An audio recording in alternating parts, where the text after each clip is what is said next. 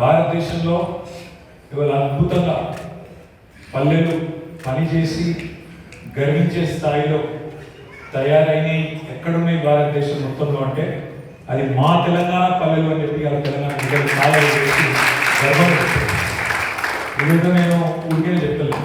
మీరు సరిగ్గా ఎన్నికై 5 ఏళ్ల కాలం, ఇంకో 10 రోజులు అయితే 5 ఏళ్ల కాలం పూర్తిగా వస్తుంది. పదవులు ఇంతకుముందు వినోద్ కుమార్ గారు చెప్పినట్టు వస్తాయి పోతాయి. ఎందుకంటే ఎవరు శాశ్వతం కాదు, భూమి మీదే శాశ్వతం కాదు. పదవులు ప్రజలు గెలిపించినప్పుడు ఉంటాయి, కూడగొడితే ఉన్నాయి. కానీ ఆ ఉన్న పదవీ కాలంలో ఉన్న 5 ఏళ్లలో ఏం పని చేసినాము, ప్రజలు యాద పెట్టుకునేటట్టు పని చేసినామా లేదా ప్రజలు తిట్టుకునేటట్టు పని చేసినామా, ఇది ముఖ్యం. ఇవాళ మీరు చూస్తున్నారు, ఇక్కడికి వచ్చిన మీ అందరూ చూస్తా ఉన్నారు. కేసీఆర్ గారు మొన్న జరిగిన ఎన్నికల్లో మనకు అనుకోకుండా మనం ఊహించిన దానికి భిన్నంగా ఫలితాలు వచ్చాయి. కేసీఆర్ గారు ఇవాళ ముఖ్యమంత్రిగా లేరు, మీకు తెలుసు. కాంగ్రెస్ ప్రభుత్వం వచ్చింది. కానీ వాళ్ళ తెలంగాణ పల్లెల్లో ఉన్నది మీరు చూస్తున్నారు. పల్లెల్లో జనమే మాట్లాడుతున్నారు. కేసీఆర్ గారు ముఖ్యమంత్రిగా లేరు అనే మాట చాలా మందికి అర్థమవుతుంది. అట్లెట్లా అయిపోయాయి ఈ మాట. నాకంటే ఎక్కువ మీరే వింటున్నారు. గ్రామాల్లో రైతులు కానీ, మహిళలు కానీ, పెద్ద మనుషులు కానీ మాట్లాడుతున్న మాట వాస్తవమా కాదా మీకే తెలుసు. ఎందుకు మాట్లాడుతున్నారు?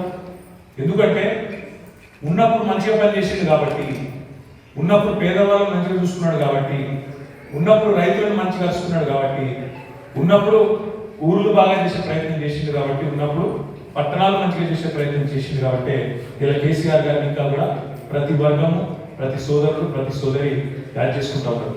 45 రోజులు అయిపోయాయి, 45 రోజులు అయిపోయాయి మన ప్రభుత్వం పోయి. కానీ ఇంకా నడుస్తున్న చర్చ అట్లెట్లా. ఇప్పటికీ నేను ఎక్కడికి మొదలు అడిగేది అదే. మొదలు ఏమడుగుతున్నారు, ఎట్లున్నాడు సార్, ఎట్లున్నాడు, వాళ్ళు మంచిగా అయింది అయిపోయింది. మా ఆడబిడ్డతో కొంతమంది కలిసి భోజనం చేసినాం. మా నాగబిడ్డ సర్పంచ్, ఇంకొంతమంది సర్పంచ్.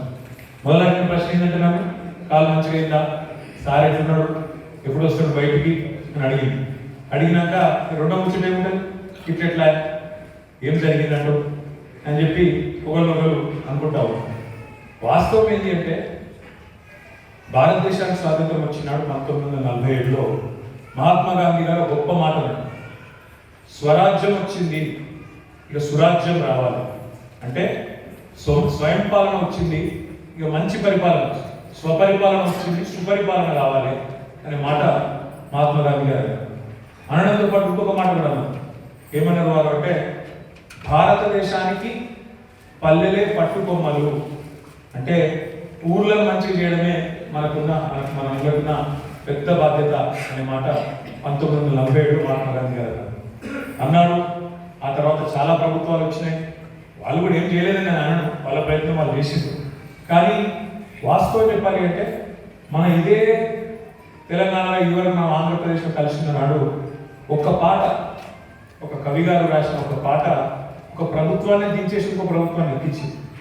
ఏం పాట యాదుకున్నాడు, పల్లె కన్నీరు పెడుతుందో అని చెప్పి ఒక పాట ఏదైతుందేనో ఆ పాట వినగానే మనుషుల గుండెలు ద్రవించే విధంగా. కరెక్టే కదా, పల్లె నిజంగా ఎట్లున్న పల్లె ఎట్లా ఉన్న పల్లె, ఎట్లా ఉన్న కులవృత్తులు ఎట్లయిపోయాయి, ఎట్లా ఉన్న చేతి వృత్తులు ఎట్లయిపోయాయి, ఎట్లున్న చెరువులు ఎట్లయిపోయాయి, ఎట్లా ఉన్న అందమైన పల్లె ఎట్లా నాశనం అయ్యాయి అనే ఒక భావన కలిగి ఆ ప్రభుత్వం మీద చిరాకు వచ్చి, ఆ ప్రభుత్వం మీద కోపం వచ్చి ఆ ప్రభుత్వాన్ని దించేసే పరిస్థితి ఒక్క పాట పల్లె కన్నీరు పెడుతుంది అనే పాట ఆ రోజు ప్రభుత్వాన్ని దించేసిన కారణం. ఎందుకంటే నిజంగా ఆ రోజు పల్లె అట్లా ఉండే. కానీ ఈరోజు ఇక్కడ కూర్చున్న మా సర్పంచ్ మీరు గర్వంగా చెప్పుకోవచ్చు, మీ పిల్లలు చెప్పుకుంటారు, మీ మనవరాలు కూడా చెప్పుకుంటారు. ఏమని, మా ఊరు బాగు చేసింది ఎవరు తెలుసా మీకు, మా ఊళ్ళో ఫలానా గట్టి ఏ రోజు తెలుసా మీకు, మా నాయన మా తాత సర్పంచ్ ఉన్నప్పుడు, మా నాయనమ్మ సర్పంచ్ ఉన్నప్పుడు గట్టిలు అని గర్వంగా చెప్పుకున్న పరిస్థితి. ఎందుకంటే దిగిపోయిన తర్వాత భూమి మీదకి వెళ్ళి పోయిన తర్వాత నీళ్ళేది కదా, అందరం మొత్తం భూమి మీదకి వెళ్ళి కానీ బతుకుడెట్లు బతుకుతామని నీళ్ళు కూటాయి, ఎప్పటికి మనమే ఉంటాం, మనం మించినోడు ఎవరు లేడంటే బతుకుతాం. కానీ అందరం ఎక్స్పైరీ డేట్తోనే వస్తాం, అందరం కూడా తప్పకుండా ఏదో ఒక రోజు ఆయన పైకి వెళ్ళి వెళ్ళి కొట్టగానే బయలుదేరాలి, అది పక్క. కానీ దయచేసి నేను కోరేది ఏంటంటే, ఉన్నప్పుడు పదవి ఉన్నప్పుడు భూమి మీద ఉన్నప్పుడు ఏం పని చేసినాం అనేదే ముఖ్యమైన మాట. ఇవాళ మీకు నిజంగా గర్వంగా చెప్పుకోవచ్చు. ఎందుకంటే చాలా గొప్పగా ఒక సిరిసిల్ల నియోజకవర్గమే కాదు, రాష్ట్రంలో ఉన్న ప్రతి నియోజకవర్గంలో ఇలా గర్వంగా చెప్పవచ్చు. నేను శాసనసభలో గతంలో పంచాయతీరాజ్ మంత్రిగా చెప్పిన, ఆ తర్వాత ఒక సందర్భంలో గవర్నర్ గారి ప్రసంగానికి ధన్యవాదాలు చెప్పే తీర్మానంలో కూడా చెప్పిన. నేను సవాల్ చేసిన ఇతర పార్టీల నాయకులు, భారతదేశంలో ఉండే ఇతర రాజకీయ పార్టీల నాయకులు, మీరు ఎక్కడికి రమ్మంటే అక్కడికి వస్తాం. భారతదేశంలో ఏ రాష్ట్రానికి రమ్మంటారో ఎక్కడికి వస్తాము. ఈ దేశంలో ఏ రాష్ట్రంలో అన్నా ప్రతి పల్లెలో నర్సరీ ఉన్న పల్లె ఉందా? ప్రతి పల్లెలో ట్రాక్టరు, టాంకరు, ట్రాలీ ఉన్న పల్లె ఉందా? ప్రతి పల్లెలో డంప్ యార్డ్ ఉన్న పల్లె ఉందా? ప్రతి పల్లెలో సంస్కారవంతంగా వైకుంఠ ధామం కట్టిన పరిస్థితి ఉందా? ప్రతి పల్లెలో ఒక క్రీడా ప్రాంగణం ఉన్న పరిస్థితి ఎక్కడైనా ఈ దేశంలో ఏ రాష్ట్రంలో చూపెట్టారా? మరిన్ని అప్డేట్స్ కోసం మా ఫోకస్ న్యూస్ తెలుగును సబ్స్క్రైబ్ చేయండి. ఈ వీడియో కనుక మీకు నచ్చినట్లయితే లైక్ చేయండి, షేర్ చేయండి. మీ విలువైన అభిప్రాయాలను కామెంట్ బాక్స్ లో తెలియజేయండి.